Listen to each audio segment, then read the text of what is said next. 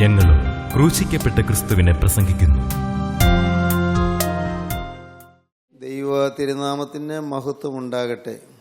ഉൽപ്പത്തി പുസ്തകം 4-ാം അധ്യായം 9-ാം വാക്യം മുതൽ ചില വാക്യങ്ങൾ നമുക്ക് വായിച്ചു കേൾക്കാം. പിന്നെ യഹോവ കയീനോട്, നിന്റെ അനുജനായ ഹാബേൽ എവിടെയെന്ന് ചോദിച്ചതിന്, ഞാൻ അറിയുന്നില്ല, ഞാൻ എൻ്റെ അനുജന്റെ കാവൽക്കാരനോ എന്ന് അവൻ പറഞ്ഞു. അതിന് അവൻ അരുളി ചെയ്തത്, നീ എന്തു ചെയ്തു? നിന്റെ അനുജന്റെ രക്തത്തിന്റെ ശബ്ദം ഭൂമിയിൽ നിന്ന് എന്നോട് നിലവിളിക്കുന്നു. ഇപ്പോൾ നിന്റെ അനുജന്റെ രക്തം നിന്റെ കയ്യിൽ നിന്ന് ഏറ്റുകൊള്ളുവാൻ വായു തുറന്ന ദേശം നീ വിട്ട് ശാപഗ്രസ്തനായി പോകണം. ദൈവത്തിന് സ്തോത്രം. കഴിഞ്ഞ പ്രാവശ്യം നാം ഇതിലെ ചില കാര്യങ്ങൾ ചിന്തിച്ചതാണ്. കയീൻ ശാപഗ്രസ്തനായി തീരുകയാണ്. കയീൻ ആദ്യത്തെ കൊലപാതകിയായി തീരുകയാണ്. കയീൻ നിഷ്ഠൂര ഹൃദയത്തോടെ സ്വന്തം സഹോദരനെ കൊല്ലുകയാണ്. വൈരാഗ്യവും പകയും വിദ്വേഷവും അസൂയയും എല്ലാം ആദ്യകാലം മുതലേ മനുഷ്യനിൽ വളർന്നുകൊണ്ടിരിക്കുന്നത് നാം കാണുന്നു. മനുഷ്യ ചരിത്രത്തിലെ ഒരു ദയനീയമായ ദൃശ്യമാണ് കാണുന്നത്. Yesterday is A history. Yesterday is history. ഇന്നലെ ഒരു ചരിത്രമാണ്. Tomorrow is mystery. നാളെ ഒരു രഹസ്യമാണ്, അറിഞ്ഞുകൂടാ എന്താണെന്ന്. Today is A gift. ഇന്ന് ദാനമാണ്. ഇന്ന് എന്ന ദിവസം ദാനമാണ്. ചരിത്രം ഇന്നലത്തേത് ചരിത്രമാണ്. Yesterday is history. ഇന്നലത്തേത് ചരിത്രമാണ്, അതും കഴിഞ്ഞുപോയി. പക്ഷേ ആ ചരിത്രം തുടരുകയാണ്. ചരിത്രം കാലങ്ങൾ കഴിയുന്തോറും, യുഗങ്ങൾ മാറി മാറി വരുംതോറും ചരിത്രം തുടരുകയാണ്. Yesterday is history, tomorrow is mystery. അതൊരു രഹസ്യമാണ്. നാളെ എന്താണ് സംഭവിക്കാൻ പോകുന്നത് നമുക്ക് ആർക്കും അറിഞ്ഞുകൂടാ. എന്താണ് സംഭവിക്കാൻ പോകുന്നത്, എന്തെല്ലാമാണ് നടക്കാൻ പോകുന്നത് നമുക്ക് ആർക്കും അറിഞ്ഞുകൂടാ. Today is A gift. ഇന്ന് എന്ന ദിവസം അത് ഒരു ദാനമാണ്. ദാനമായി നമുക്ക് ലഭിച്ചതാണ്. ഇന്നത്തെ ചെയ്തികളാണ് അടുത്ത നാളെയിലേക്ക് നമ്മെ നയിക്കുന്നത്. ഇന്നത്തെ മനോഭാവങ്ങളും ചെയ്തികളുമാണ് നാളെയെ കരുപിടിപ്പിക്കുന്നത്. ആദിമകാല ചരിത്രത്തിൽ വളരെ വ്യക്തമായി നാം കാണുന്ന സംഭവമാണ് കയീൻ സഹോദരനെ കൊന്നത്. എത്ര ഭയാനകവും എത്ര ദയനീയവുമായൊരു ദൃശ്യമാണ്. മനുഷ്യൻ്റെ ഹൃദയം നിഷ്ഠൂരമായി തീരുന്നു. മനുഷ്യൻ്റെ ഹൃദയം അസൂയ കലുഷിതമായി തീരുന്നു. സഹോദരന് നേരെ അസൂയയും കോപവും പൂണ്ട് കയീൻ സഹോദരനായ ഹാബേലിനോട് കയർത്ത് സംസാരിക്കുകയാണ്. പ്രിയപ്പെട്ടവരെ, അത് ഇന്നും തുടർന്നുകൊണ്ടിരിക്കുന്നു. ഇന്നും അത് വ്യാപകമായി ലോകമെങ്ങും അരങ്ങേറിക്കൊണ്ടിരിക്കുന്നതാണ് നാം കാണുന്നത്. ലോകത്തിൻ്റെ ഗതിയിൽ സ്ഥായിയായ സ്വാധീനം ചെലുത്തുന്ന സംഭവമാണ് മനുഷ്യനെ ദ്വേഷിക്കുന്നത്, മനുഷ്യനെ ഉപദ്രവിക്കുന്നത്, മനുഷ്യനെ ഹിംസിക്കുന്നത്. നിങ്ങൾ കേട്ട് കാണും ഹിറ്റ്ലർ എന്ന് പറയുന്ന ഭരണാധികാരിയെക്കുറിച്ച്. ലോകത്തിൽ അന്നുണ്ടായിരുന്ന രാജ്യങ്ങളിൽ ഏറ്റവും പരിഷ്കാരമുള്ള രാജ്യമായിരുന്നു ജർമ്മനി. ഏറ്റവും പരിഷ്കാരമുള്ള ജർമ്മനിയാണ് ഒരു നിഷ്ഠൂര ഭരണകർത്താവായി ഹിറ്റ്ലറിനെ ഉൽപ്പാദിപ്പിച്ചത്, ഹിറ്റ്ലറിനെ തന്നത്, ഹിറ്റ്ലറിനെ ലോകത്തിന് സംഭാവന ചെയ്തത്. ഏറ്റവും പരിഷ്കാരമുള്ള രാജ്യം. പരിഷ്കാരം വർദ്ധിച്ചു എന്നുള്ളതുകൊണ്ട് മനുഷ്യഹൃദയം സംസ്കാര ഭദ്രമാകണമെന്നില്ല. പരിഷ്കാരം വർദ്ധിച്ചു എന്നുള്ളതുകൊണ്ട് മനുഷ്യൻ സംസ്കാരചിത്തനാകണമെന്നില്ല. പരിഷ്കാരം വർദ്ധിച്ചു എന്നുള്ളതുകൊണ്ട് മനുഷ്യൻ സ്വഭാവ സംസ്കരണം ലഭിച്ചവനാകണമെന്നില്ല. പരിഷ്കാരമുള്ള രാജ്യം, വിദ്യാഭ്യാസമുള്ള രാജ്യം, ഏറ്റവും വിസ്തൃതമായ രാജ്യം, ഉയർന്ന നിലവാരം പുലർത്തുന്ന രാജ്യം. പക്ഷേ ജർമ്മനി ഒരു ഭീകര ഭരണകർത്താവിനെ സൃഷ്ടിച്ചു. അവിടെ ഉണ്ടായ ഒരു ഭയാനകമായ സ്വഭാവത്തിൻ്റെ അടിമയായ ഒരു മനുഷ്യനായിരുന്നു ജോസഫ് ഗീബൽസ്. നിങ്ങൾ ചിലർ കേട്ട് കാണും. ഏറ്റവും നിഷ്ഠൂരനായൊരു മനുഷ്യൻ. ഇത്രയേറെ കൊലപാതകം നടത്തിയ മനുഷ്യൻ വേറെ ഉണ്ടോ എന്ന് സംശയമാണ്. ഇത്രയേറെ ക്രൂരമായും നിഷ്ഠൂരമായും കിരാതമായും മനുഷ്യനെ ഹിംസിച്ച മനുഷ്യൻ വേറെ ഉണ്ടോ എന്ന് സംശയമാണ്. അത്ര നിഷ്ഠൂരനായിരുന്നു ജോസഫ് ഗീബൽസ് ഒരു PhD ബിരുദധാരിയായിരുന്നു, ഡോക്ടറേറ്റ് ബിരുദധാരിയായിരുന്നു. ഡോക്ടറേറ്റ് നേടിയ ആളായിരുന്നു, വിദ്യാഭ്യാസത്തിൽ ഉയർന്നവനായിരുന്നു. വിദ്യാഭ്യാസത്തിൽ ഉയർന്നു എന്നുള്ളത് കൊണ്ട് ആരും സംസ്കാരമുള്ളവരാകണമെന്നില്ല. വിദ്യാഭ്യാസത്തിൽ ഉയർന്നു എന്നുള്ളത് കൊണ്ട് ഹൃദയം സ്വഭാവ സംശുദ്ധിയുള്ളതായി തീരണമെന്നില്ല. പ്രിയപ്പെട്ടവരെ, മനുഷ്യൻ്റെ ഹൃദയം കിരാതമായി തീരുകയാണ്. കാട്ടാള മനോഭാവം മനുഷ്യൻ്റെ ഹൃദയത്തിൽ ഉളവാകുകയാണ്, വളരുകയാണ്. അതാണ് കയ്യനിൽ നാം കാണുന്നത്. ഇന്ന് നമ്മിൽ ഓരോരുത്തരും ചിന്തിക്കൂ, നമ്മുടെ ജീവിതത്തിലേക്ക്, നമ്മുടെ ഹൃദയത്തിലേക്ക്, നമ്മിലേക്ക് തന്നെ തിരിഞ്ഞു നോക്കിക്കൊണ്ട് ചിന്തിക്കൂ. എൻ്റെ ഹൃദയം നിഷ്ഠൂരത പുലർത്താറുണ്ടോ? എൻ്റെ ഹൃദയം ദുഷ്ടമായ ചിന്താഗതികൾ പുലർത്താറുണ്ടോ? എൻ്റെ ഹൃദയം വൈരാഗ്യവും പകയും വിദ്വേഷവും പ്രതികാരവാഞ്ചയും പുലർത്തുന്നതാണോ? എൻ്റെ ഹൃദയത്തിൽ കയ്പും ഈർഷ്യയും വളർന്നു വരുവാൻ ഞാൻ ഇടം കൊടുക്കാറുണ്ടോ? ആരോടെങ്കിലും എൻ്റെ ഹൃദയത്തിൽ ഇപ്പോൾ കയ്പുണ്ടോ? ആരോടെങ്കിലും എൻ്റെ ഹൃദയത്തിൽ വൈരാഗ്യമുണ്ടോ? ആരോടെങ്കിലും എൻ്റെ ഹൃദയത്തിൽ പകയുണ്ടോ?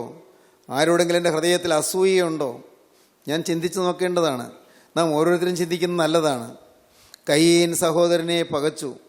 കയീൻ സഹോദരനോട് അസൂയാലുവായി. കയീൻ സഹോദരനോട് കോപാകുലനായി. കയീൻ സഹോദരനോട് കയർത്തു. ഹാബേലിനോട് കയർത്തു. നാം വയലിലേക്ക് പോകുക എന്ന് പറഞ്ഞു. ഞാൻ കഴിഞ്ഞ ദിവസം പറഞ്ഞതുപോലെ വളരെ തന്ത്രപൂർവം, വളരെ കൗശലപൂർവം, വളരെ മധുരമായ വാക്കുകളോടെ നാം വയലിലേക്ക് പോകുക എന്ന് പറഞ്ഞുകൊണ്ട് ഹാബേലിനെ കൂട്ടിക്കൊണ്ട് വയലിലേക്ക് പോവുകയാണ്. നിസ്സഹായനായ ഹാബേൽ, നിരപരാധി നിഷ്കളങ്കമായ ഹാബേൽ അറിഞ്ഞില്ല സ്വന്തം സഹോദരൻ, സ്വന്തം ജ്യേഷ്ഠൻ തന്നെ വകവരുത്താൻ കൊണ്ടുപോവുകയാണെന്ന്. ഏതാനും സമയത്തിനകം ഞാൻ ഭൂമിയിൽ മരിച്ചു വീഴുമെന്ന്, ഞാൻ ചോര ചിന്തുമെന്ന് പാവം ഹാബേൽ അറിയുന്നില്ല. ഹാബേൽ നിഷ്കളങ്കനായിരുന്നു. നിഷ്കളങ്കനായ ഹാബേൽ ആ കയ്യിൻ്റെ മാരകമായ പ്രഹരമേറ്റ്, മാരകമായ ആഘാതമേറ്റ് ഹാബേൽ പിടഞ്ഞു മരിച്ചു. ഹാബേൽ മരിക്കുമ്പോഴുള്ള ആ ദീനദീന രോദനം അത് ദിഗന്ധങ്ങളിൽ മാറ്റൊലിക്കൊണ്ടു. അത് യുഗങ്ങളിൽ മാറ്റൊലിക്കൊള്ളുകയാണ്. യുഗചക്രവാളത്തിൽ ചെന്ന് അത് അടിച്ച്, അത് പ്രതിഫലിച്ച് ഇന്ന് മനുഷ്യജീവിതത്തിൻ്റെ പ്രാകൃതത്വം ലോകത്തിന് കാണിച്ചു കൊടുക്കുകയാണ്. മനുഷ്യഹൃദയം പ്രാകൃതമാണെന്ന്, മനുഷ്യഹൃദയം യാതൊരു സംസ്കാരവും ഇല്ലാത്തതാണെന്ന്, ഏത് നീതികൃത്യവും ചെയ്യുവാൻ ഒരു മടിയുമില്ലാത്തതാണെന്ന്, എത്ര നിഷ്ഠൂരകൃത്യവും ചെയ്യുവാൻ ഒരു തരത്തിലും അതിന് മടിയില്ല എന്ന് മാത്രമല്ല, അതിന് കൂസലില്ലാത്തതാണ് മനുഷ്യഹൃദയമെന്ന് കാണിച്ചു തരുന്നതാണ്. പ്രിയപ്പെട്ടവരെ, അതല്ലേ നാം കാണുന്നത്?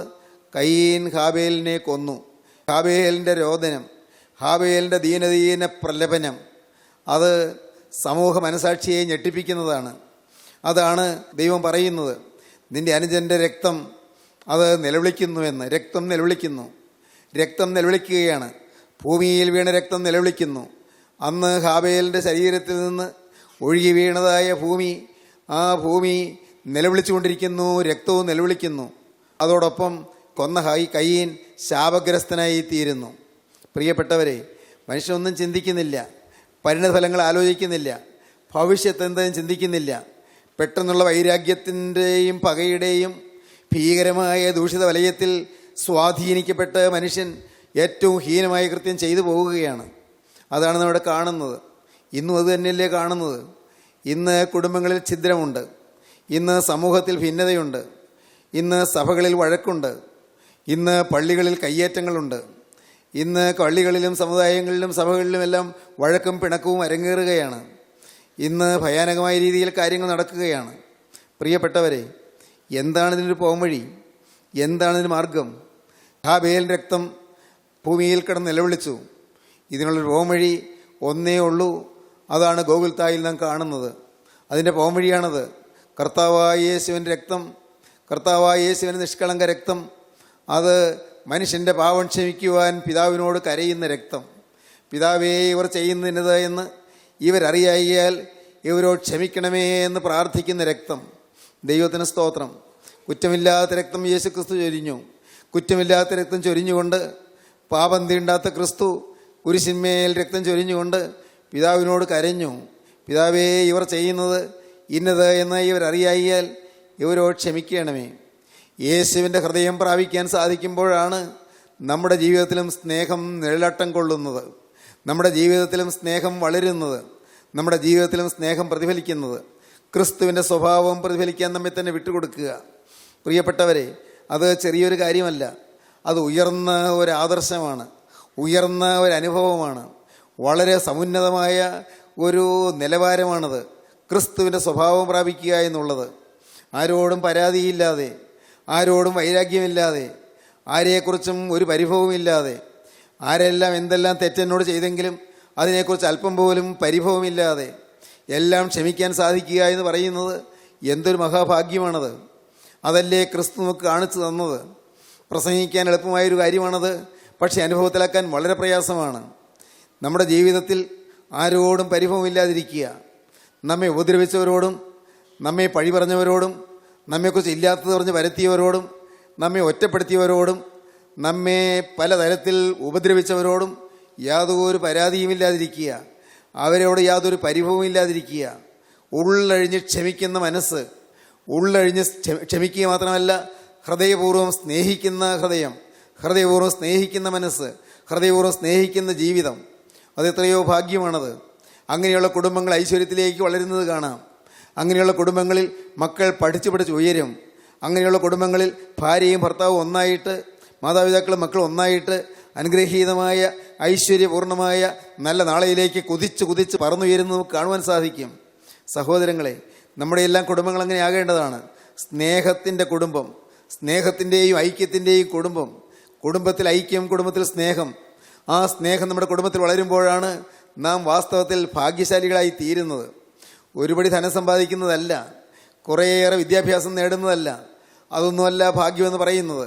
ഒരു സമാധാനവും സ്നേഹവുമുള്ള ഒരു ഹൃദയം ലഭിക്കുക, ക്രിസ്തുവിൻ്റെ ഹൃദയം ലഭിക്കുക. സമാധാനവും സ്നേഹമുള്ള ഒരു ഹൃദയം മറ്റുള്ളവർക്ക് കാണിച്ചു വയ്ക്കാൻ കഴിയുക, ക്രിസ്തുവിൻ്റെ സ്നേഹം മറ്റുള്ളവർക്ക് കൊടുക്കാൻ സാധിക്കുക. അതാണ് വാസ്തവത്തിൽ ഏറ്റവും ഭാഗ്യകരമായ അനുഭവം. ക്രിസ്തു ഹൃദയത്തിൽ ജീവിക്കുമ്പോൾ അത് നമുക്ക് അനുഭവിക്കാൻ സാധിക്കും. പ്രിയപ്പെട്ടവരെ, നിങ്ങളിത് കേട്ടുകൊണ്ടിരിക്കുമ്പോൾ നിങ്ങൾ ആഗ്രഹിക്കണം, കർത്താവേ, സ്നേഹം നിറഞ്ഞ ഒരു കുടുംബം എനിക്ക് തരണമേ.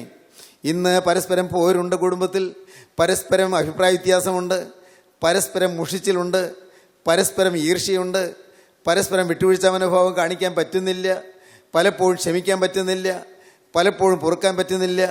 പുറമേ കോപിക്കാത്തപ്പോൾ ഉള്ളം പുകയുകയാണ്, പുറമേ ഒച്ച വയ്ക്കാത്തപ്പോഴും ഉള്ളത്തിൽ, ഹൃദയത്തിൽ നിറയെ പരിഭവവും വിദ്വേഷവും പൊങ്ങുകയാണ്, ഉള്ളം പതഞ്ഞു പൊന്തുകയാണ്. എൻ്റെ കർത്താവെ, ഉള്ളു പുകയുകയാണ്. ദൈവമേ, എൻ്റെ ഹൃദയം ഒന്ന് മാറ്റി സ്നേഹം മാത്രമാക്കി തരണമേ, എൻ്റെ ഹൃദയത്തിലേക്ക് സ്നേഹം പകരണമേ. ഇതാണ് നാം പ്രാർത്ഥിക്കേണ്ടത്, സ്നേഹത്താൽ നിറഞ്ഞ ജീവിതം. കർത്താവിന് സ്തോത്രം. എൻ്റെ സഹോദരങ്ങളെ, യേശു ക്രിസ്തുവിൻ്റെ അനുയായികളാകാൻ ഒരു തീരുമാനമെടുത്തിരിക്കുന്ന നിങ്ങൾ, ഇന്ന് ഈ വാക്കുകളെ കേൾക്കുന്ന നിങ്ങൾ ഓരോരുത്തരും, നിങ്ങൾ ഇത് കേട്ടുകൊണ്ടിരിക്കുമ്പോൾ നിങ്ങൾ ക്രിസ്തുവിനോട് പറയണം, ക്രൂശിൽ കാണിച്ചു തന്ന സ്നേഹത്തിൻ്റെ മാതൃക എൻ്റെ ജീവിതത്തിൽ പ്രതിഫലിക്കുവാൻ എനിക്ക് ഭാഗ്യം തരണമേ എന്ന്. ക്രൂശിൽ കാണിച്ചു തന്ന സ്നേഹത്തിൻ്റെ മാതൃക. കർത്താവിന് സ്തോത്രം. അതെന്തൊരു അത്ഭുതകരമായ അനുഭവമാണ്, എന്തൊരു ശാന്തസുന്ദരമായ അനുഭവമാണ്. ആ അനുഭവത്തിലേക്കാണ് കർത്താവ് എന്നെയും നിങ്ങളെയും ക്ഷണിക്കുന്നത്. നമ്മെ കർത്താവ് വാത്സല്യപൂർവ്വം തഴുകി കൊണ്ടുവന്ന് കുരിശിൻ്റെ താഴ്വരയിൽ കൊണ്ടുവന്ന് ഇരുത്തുകയാണ്, കുരിശിൻ ചുവട്ടിൽ കൊണ്ടുവന്ന് ഇരുത്തുകയാണ്.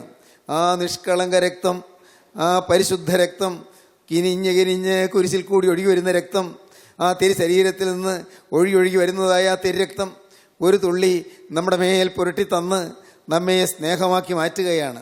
കർത്താവിന് സ്തോത്രം.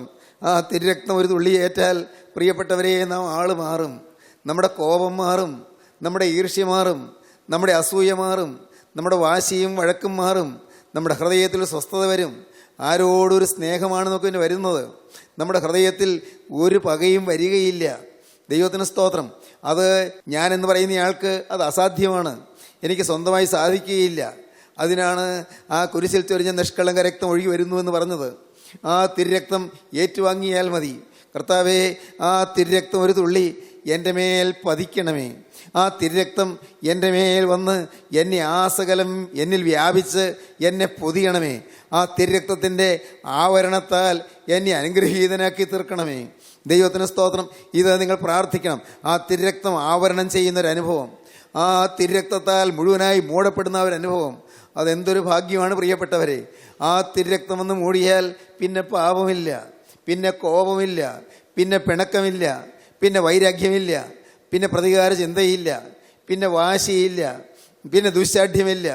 പിന്നെ യേശുവിൻ്റെ സ്വഭാവമാണ്. കാരണം യേശുവിൻ്റെ ആ തിരുഹൃദയത്തിൽ നിന്ന് ഒലിച്ചൊലിച്ചു വരുന്നതായ തിരുരക്തം, യേശുവിൻ്റെ തിരുഹൃദയത്തിൽ നിന്ന് ഒഴുകി വരുന്നതായ തിരുരക്തം അതാണ് നമ്മെ രൂപാന്തരപ്പെടുത്തുന്നത്.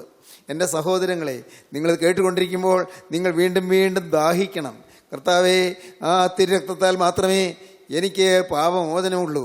ആ തിരുരക്തത്താൽ മാത്രമേ എനിക്ക് വിശുദ്ധ ജീവിതമുള്ളൂ. യേശുവേ, ആ തിരുരക്തത്താൽ മാത്രമേ എനിക്ക് ജീവിതമുള്ളൂ. യേശുവേ, ആ തിരുരക്തത്താൽ മാത്രമേ എനിക്ക് സ്നേഹമുള്ളൂ. ആ തിരുരക്തത്താൽ മാത്രമേ ഇത്രയും കാലം അസാധ്യമായ ഒരു വിശുദ്ധ ജീവിതം എനിക്ക് സംപ്രാപ്തമാകുകയുള്ളൂ. നാഥ, ഇന്ന് ആ തിരുരക്തത്താൽ എന്നെ പൊതിയണമേ, ആ തിരുരക്തത്താൽ എന്നെ സ്പർശിക്കണമേ.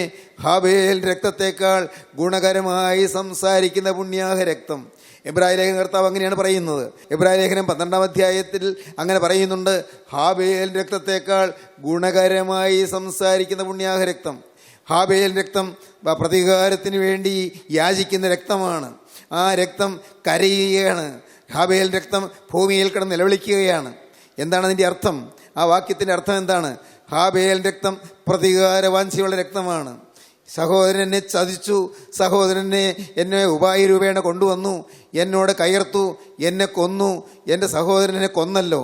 സഹോദരനെ കൊല്ലുമ്പോൾ ഹാബേൽ പറഞ്ഞുവോ, എനിക്ക് അറിഞ്ഞുകൂടാ, ഞാൻ അങ്ങനെയൊക്കെ ധ്യാനിക്കും. ഹാബേൽ പറഞ്ഞുവോ, എന്നെ അയ്യോ ഉപദ്രവിക്കല്ലേ, ഞാൻ ഒന്നും ചെയ്തില്ലല്ലോ, അയ്യോ എന്നെ ഉപദ്രവിക്കല്ലേ, എന്നെ കൊല്ലല്ലേ, എന്നെ കൊല്ലല്ലേ. ആ പാവം ഹാബേൽ വിളിക്കുകയാണ്.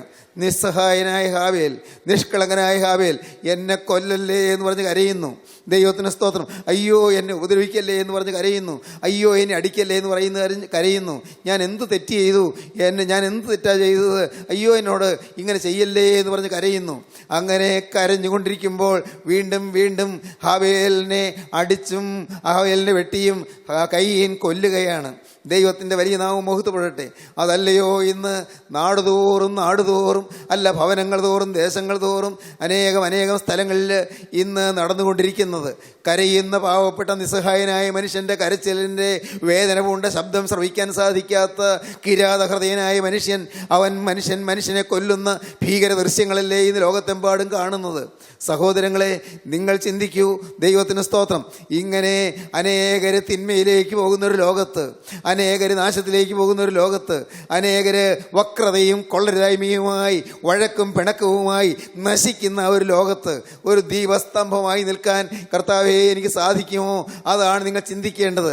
കർത്താവേ, എല്ലാവരും വൈരാഗ്യം കൊണ്ടുപോകുന്ന ഈ ലോകത്ത്, കുടുംബത്തിലെല്ലാവരും വഴക്കുണ്ടാക്കുന്ന ഒരു കുടുംബത്തിൽ, എൻ്റെ കർത്താവേ, ഒരു വീട്ടിൽ തന്നെ പരസ്പരം ഭിന്നതയും പരസ്പര ഇഷ്ടക്കുറവും പരസ്പരം മുഷിച്ചിലുമായി പരസ്പരം സ്വൈരമില്ലാതെ കുടുംബമാകിയാൽ സ്വൈരക്കേടായി വലയുന്ന കുടുംബത്തിൽ ഞാൻ ഒരാൾ ഒരു സമാധാനപുത്രനായി നിൽക്കുമോ? ഞാൻ ഒരാൾ ഒരു സമാധാനപുത്രിയായി നിൽക്കുമോ? കർത്താവേ, അതിനുള്ള കൃപ നീ എനിക്ക് തരുമോ? അതിനായി കർത്താവേ, ഒരു ദീപസ്തംഭമായി നിൽക്കാൻ, എൻ്റെ കർത്താവേ, ഒരു നല്ല വെളിച്ചമായി നിൽക്കാൻ, കർത്താവേ, അന്ധകാരം നിറഞ്ഞ സമൂഹത്തിൽ, അന്ധകാരം നിറഞ്ഞ കുടുംബത്തിൽ ഞാൻ ഒരാൾ ഒരു ചെറിയ ദീപമായി കത്തി നിൽക്കാൻ എനിക്ക് ഭാഗ്യം തരണമേ എന്ന് പ്രിയപ്പെട്ടവരെ നിങ്ങൾ പ്രാർത്ഥിക്കുമോ? എങ്കിൽ നിങ്ങളെ കർത്താവ് ഇന്ന് അത്ഭുതകരമായ അനുഗ്രഹത്തിൻ്റെ വിഭവശേഷി കൊണ്ട് അവിടെ നിങ്ങളെ അനുഗ്രഹിക്കും. ദൈവത്തിന് സ്തോത്രം. നിങ്ങൾക്ക് പുതിയ കൃപ കർത്താവ് തരും, പുതിയ അനുഭവങ്ങൾ നിങ്ങൾക്ക് തരും, നിങ്ങൾക്ക് അങ്ങനെ വെളിച്ചമായി നിൽക്കാനുള്ള അനുഗ്രഹം കർത്താവ് തരും. അന്ധകാരദേശത്ത് ഒരു ചെറിയ തിരിയായി നിൽക്കുക. ഇന്ന് പക്ഷേ നമ്മിൽ പലരും അന്ധകാരത്തെ പഴിക്കുന്നവരാണ്. ഇവിടെ മുഴുവൻ ഇഷ്ടക്കേടാണ്, ഇവിടെ മുഴുവൻ കുഴപ്പമാണ്, ഇവിടെ മുഴുവൻ കലഹമാണ്, ഈ കുടുംബത്തിൽ സ്വൈര്യമില്ല, ഈ കുടുംബം നശിച്ചുകൊണ്ടിരിക്കുകയാണ്, എന്നും അസ്വസ്ഥതയാണ്, ഒരു സമാധാനമില്ല ഈ വീട്ടിൽ എന്ന് നിങ്ങൾ പലരും പറയാറുണ്ട്. ഇല്ലേ, പറയാറില്ലേ? നിങ്ങൾ ചിലപ്പോൾ നിങ്ങളെ തന്നെ പ്രാകാറുണ്ട്. ഞാൻ എന്തിന് ജനിച്ചു, ഞാൻ എന്തിന് വീട്ടിൽ വന്നു, ഞാൻ എന്തിന് എത്രയും കാലം ജീവിച്ചു, എന്നെ ആർക്ക് വേണം, ഇങ്ങനെ ഞാൻ നശിച്ച ജീവിതമായി പോയല്ലോ, പ്രാകാറുണ്ട്, ശപിക്കാറുണ്ട്. സ്നേഹിതരെ, ആ സ്ഥാനത്ത് നിങ്ങളൊരു കാര്യം ചെയ്യൂ. It is better to light a candle than to curse the darkness. ഇരുട്ടിനെ ശപിക്കാതെ നിങ്ങളൊരു ചെറുതിരി കത്തിക്കാൻ നോക്കൂ. It is better to light a candle than to curse the darkness. ഇരുളിനെ നിങ്ങൾ ശപിക്കരുത്. ഇരുളിനെ ശപിക്കാതെ, ഇരുളാണെന്ന് പറഞ്ഞ് വെറുതെ നിങ്ങൾ സമയം മെനക്കെടുത്താതെ, നിങ്ങളുടെ നാവും നിങ്ങളുടെ ശരീരവും നിങ്ങളുടെ ശക്തിയും നിങ്ങൾ മെനക്കെടുത്തി കളയാതെ നിങ്ങളൊരു കാര്യം ചെയ്യൂ. It is better to light a candle than to curse the darkness. ഒരു ചെറുതിരിയെങ്കിലും കത്തിച്ചു വയ്ക്കൂ. ഡാർക്ക്നെസ്സിനെ, ഇരുട്ടിനെ ശപിക്കാതെ ഒരു ചെറുതിരിയെങ്കിലും കത്തിച്ചു വയ്ക്കൂ. ഓരോ വീട്ടിലും ചെറുതിരിയായി കത്തി നിൽക്കണം, സമാധാന ദൂതനായി കത്തി നിൽക്കണം, സമാധാന പുത്രനായി കത്തി നിൽക്കണം, സമാധാന പുത്രിയായി കത്തി നിൽക്കണം, ആശ്വാസപുത്രിയായി നിൽക്കണം. ദൈവത്തിന് സ്തോത്രം. കയീൻ ഹാബേലിനെ കൊന്നു. ദൈവം ചോദിച്ചു, നിന്റെ സഹോദരൻ എവിടെ? നിന്റെ അനുജനായ ഹാബേൽ എവിടെ? ദൈവം ചോദിച്ചു, നിന്റെ അനുജനായ ഹാബേൽ എവിടെ? കയീൻ മറുപടി പറഞ്ഞു, അല്പം കടുപ്പിച്ചാണ് പറഞ്ഞത്, ഞാൻ എൻ്റെ സഹോദരൻ്റെ കാവൽക്കാരനാണോ? കാവൽക്കാരൻ, അത് അല്പം അർത്ഥവത്തായൊരു വാക്കാണ്. ഞാൻ സഹോദരനെ കാക്കാമെന്ന് ഏറ്റിട്ടില്ലല്ലോ, ഞാനങ്ങനെ ചുമതല ഏറ്റിട്ടില്ലല്ലോ, ഞാനൊരു കാവൽക്കാരനായി നിൽക്കുന്നില്ലല്ലോ, എന്നോട് അങ്ങനെ ആരും പറഞ്ഞിട്ടില്ലല്ലോ. ആ വാക്കുകളിലെല്ലാം പരുഷതയാണ്, കലുഷതയാണ്, ഹൃദയത്തിൽ നിറഞ്ഞ നീരസമാണ്. ഒരു വിധത്തിൽ പറഞ്ഞാൽ ഈ ചോദിച്ച ദൈവത്തോടുള്ളതായ നീരസം ഹൃദയത്തിൽ പതിഞ്ഞു പൊന്തിയിട്ടാണ് വാക്കുകൾ ചിലത് പുറത്തു വന്നത്. കാവൽക്കാരൻ, പ്രിയപ്പെട്ടവരെ, ഇതല്പം ഗൗരവമായി ചിന്തിക്കേണ്ട വിഷയമാണ്. നാം ഓരോരുത്തരും നമ്മുടെ ഭവനത്തിൻ്റെ കാവൽക്കാരാണ്. നാം ഓരോരുത്തരും നമ്മുടെ ഭവനത്തിൻ്റെ കാവൽക്കാരാണ്. യെശയ്യാ പ്രവചനം 62-ാം അധ്യായം 6-ാം വാക്യം നമുക്കൊന്ന് വായിക്കാം. യെശയ്യാ പ്രവചനം 62-ാം അധ്യായം 6-ാം വാക്യം. അവിടെ ദൈവത്തിൻ്റെ ആത്മാവ് വ്യക്തമായി പറയുന്നു, നമുക്ക് ഒരു ജോലി ദൈവം തന്നിരിക്കുന്നു. നമ്മെ ദൈവം കാവലേൽപ്പിച്ചിരിക്കുകയാണ്. ഒരു വീടിൻ്റെ കാവൽക്കാർ, ഒരു സ്ഥാപനത്തിൻ്റെ കാവൽക്കാർ, അതല്ലെങ്കിൽ ഒരു നാടിൻ്റെ കാവൽക്കാർ, നമ്മെ ഓരോരുത്തരെയും ഒരു കാവൽക്കാരനാക്കി വെച്ചിരിക്കുകയാണ്. വായിക്കാം. യെരൂശലേമേ, ഞാൻ നിന്റെ മതിലുകളിന്മേൽ കാവൽക്കാരെ ആക്കിയിരിക്കുന്നു. യെരൂശലേമേ, ഞാൻ നിന്റെ മതിലുകളിന്മേൽ കാവൽക്കാരെ ആക്കിയിരിക്കുന്നു. മതിലുകളിന്മേൽ കാവൽക്കാർ. യെരൂശലേമേ, ഞാൻ നിന്റെ മതിലുകളിന്മേൽ കാവൽക്കാരെ ആക്കിയിരിക്കുന്നു. അവർ രാവോ പകലോ ഒരിക്കലും മിണ്ടാതിരിക്കയില്ല. അവർ രാവോ പകലോ ഒരിക്കലും മിണ്ടാതിരിക്കയില്ല. യഹോവയെ ഓർപ്പിക്കുന്നവരെ, നിങ്ങൾ സ്വസ്ഥമായിരിക്കരുത്. യഹോവയെ ഓർപ്പിക്കേണ്ടവരാണ് നിങ്ങൾ, യഹോവയെ ഓർമ്മപ്പെടുത്തേണ്ടവരാണ് നിങ്ങൾ. ദൈവത്തെക്കുറിച്ച് ലോകമനസാക്ഷിക്ക് വെളിപ്പെടുത്തി കൊടുക്കേണ്ടവരാണ് നിങ്ങൾ. ദൈവത്തെക്കുറിച്ച് ലോകത്തിന് ഓർമ്മ വരുത്തേണ്ടവരാണ് നിങ്ങൾ. യഹോവയെ ഓർപ്പിക്കുന്നവരെ, നിങ്ങൾ സ്വസ്ഥമായിരിക്കരുത്. അവൻ യെരൂശലേമിനെ യഥാസ്ഥാനപ്പെടുത്തുവോളവും ഭൂമിയിൽ അതിനെ പ്രശംസാ വിഷയമാക്കുവോളവും അവന് സ്വസ്ഥത കൊടുക്കുകയും അരുത്. ഒരിക്കലും നിങ്ങൾ നിങ്ങളുടെ കണ്ണിന് സ്വസ്ഥത കൊടുക്കരുത്, നിങ്ങളുടെ ചുമതലയ്ക്ക് സ്വസ്ഥത കൊടുക്കരുത്. നിങ്ങൾ ജാഗരൂകരായിരിക്കണം, നിങ്ങൾ ജാഗ്രതയുള്ളവരായിരിക്കണം. നിങ്ങളൊരു ഭവനത്തിൻ്റെ കാവൽക്കാരനാണ് മകനെ, നീ ഒരു ഭവനത്തിൻ്റെ കാവൽക്കാരനാണ്. നീ നിൻ്റെ മാതാവിൻ്റെ കാവൽക്കാരനാണ്, നീ നിൻ്റെ പിതാവിൻ്റെ കാവൽക്കാരനാണ്, നീ നിൻ്റെ മക്കളുടെ കാവൽക്കാരനാണ്. ദൈവത്തിന് സ്തോത്രം. മകളെ, നീ നിൻ്റെ ഭർത്താവിൻ്റെ കാവൽക്കാരനാണ്. മകനെ, നിൻ്റെ ഭാര്യയുടെ കാവൽക്കാരനാണ്. ഓരോരുത്തരും പരസ്പരം കാവൽക്കാരാണ്. ഓരോരുത്തരും പരസ്പരം ചുമതലാബോധത്തോടെ നിൽക്കേണ്ടതാണ്. നമ്മെ കാവൽക്കാരാക്കി വെച്ചിരിക്കുന്നു. ദൈവത്തിന് സ്തോത്രം. യെഹെസ്കേൽ പ്രവചനം 33-ാം അധ്യായം 1-ാം വാക്യം മുതൽ വായിക്കുമ്പോൾ കാണാം, മനുഷ്യപുത്ര, ഞാൻ നിന്നെ ഇസ്രായേൽ ഗൃഹത്തിന് കാവൽക്കാരനാക്കി വെച്ചിരിക്കുന്നു. ഇസ്രായേൽ ഗൃഹത്തിന് കാവൽക്കാരനാക്കി വെച്ചിരിക്കുന്നു. ഒരു വംശത്തിൻ്റെ കാവൽക്കാരനായി പ്രവാചകരെ വെച്ചിരിക്കുന്നതാണ് ദൈവത്തിൻ്റെ ആത്മാവ് പറയുന്നത്. മനുഷ്യപുത്ര, ഞാൻ നിന്നെ ഇസ്രായേൽ ഗൃഹത്തിന് കാവൽക്കാരനാക്കി വെച്ചിരിക്കുന്നു. ദേശത്തിന് നേരെ ഒരു വാൾ വരുന്നത് കണ്ട് ആ വാൾ വരുന്നുവെന്ന് നീ ദേശത്തെ ജനത്തെ വിളിച്ചറിയിക്കേണ്ടതാണ്. ദേശത്ത് ജനത്തെ വിളിച്ചറിയിച്ച് വാൾ വരുന്നു, നാശം വരുന്നു, അപകടം വരുന്നു എന്ന് വിളിച്ചറിയിക്കേണ്ടതാണ്. വാളുമേന്തി ഭടന്മാർ വരുന്നു, സൈന്യസന്നാഹം വരുന്നു, യുദ്ധസജ്ജരായ ജനം വരുന്നു, അതുകൊണ്ട് നിങ്ങൾ ഒരുങ്ങിയിരിപ്പിനെന്ന് ജനത്തെ ബോധവൽക്കരിക്കേണ്ടതാണ്. അങ്ങനെ നീ കാവൽക്കാരനായി നിന്നുകൊണ്ട് നീ തക്ക സമയത്ത് അറിയിക്കേണ്ടതാണ്. നീ സമയം വിളിച്ചറിയിക്കേണ്ടവനാണ്. മനുഷ്യപുത്ര, ഞാൻ നിന്നെ ഇസ്രായേൽ ഗൃഹത്തിന് കാവൽക്കാരനാക്കി വെച്ചിരിക്കുന്നു. ദൈവത്തിന് സ്തോത്രം. കയ്യിൻ്റെ ചോദ്യം, ഞാൻ എൻ്റെ അനുജൻ്റെ കാവൽക്കാരനാണോ എന്നാണ്. അതേ എന്നാണ് വാസ്തവത്തിൽ മറുപടി പറയേണ്ടത്. അതേ, നീ കാവൽക്കാരനാണ്. അനുജൻ്റെ കാവൽക്കാരനാകേണ്ടവൻ അനുജൻ്റെ കൊലയാളിയായി മാറുന്നു. അനുജൻ്റെ വാച്ചറാകേണ്ടവൻ അനുജൻ്റെ മർഡറായി മാറുന്നു. സങ്കടകരമായ കാര്യമാണ്, ഒരിക്കലും സംഭവിക്കരുതാത്തതാണ്. നാം ഓരോരുത്തരും മറ്റുള്ളവരുടെ കാവൽക്കാരായി നിൽക്കേണ്ടതാണ്. ഒരിക്കലും ആരെയും വധിക്കരുത്, ആരെയും കൊല്ലരുത്. ഞാൻ പറഞ്ഞത് കത്തി കൊണ്ടോ തോക്ക് കൊണ്ടോ കൊല്ലരുതെന്നുള്ള അർത്ഥത്തിലല്ല. സ്വഭാവം പോലും കൊല്ലരുത്, ആർക്കും ദോഷം വരുത്തരുത്, ആർക്കും നമ്മുടെ ഒരു ചെയ്തി കൊണ്ട്, നമ്മുടെ ഒരു വാക്കുകൊണ്ട് ഒരു ചെറിയ ക്ഷീണം പോലും വരരുത്, ഒരു ചെറിയ ദോഷം പോലും വരരുത്. നാം കാവൽക്കാരായി നിൽക്കേണ്ടതാണ്.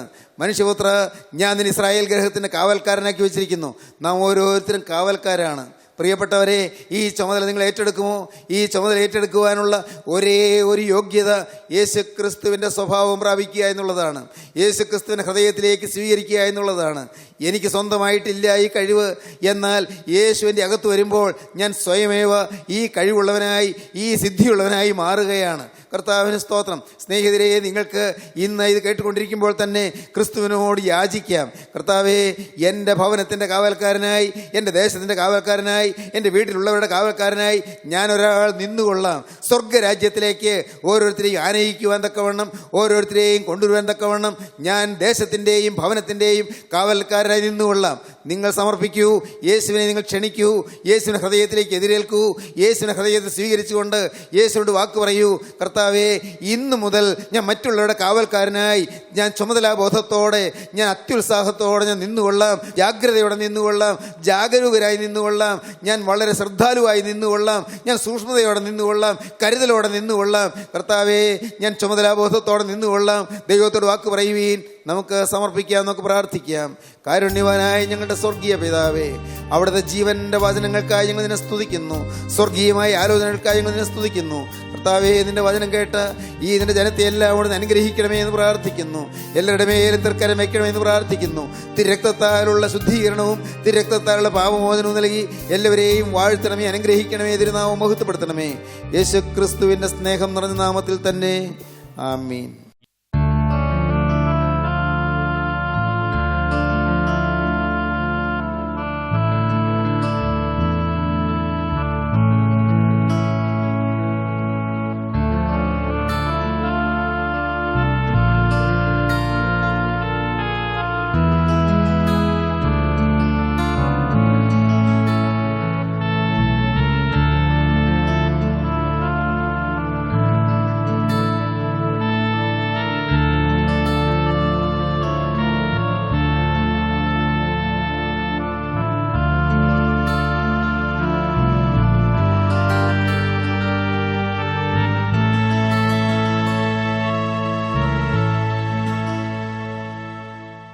Professor M.Y. Yohannan power vision TV-യിൽ പ്രസംഗിക്കുന്നു.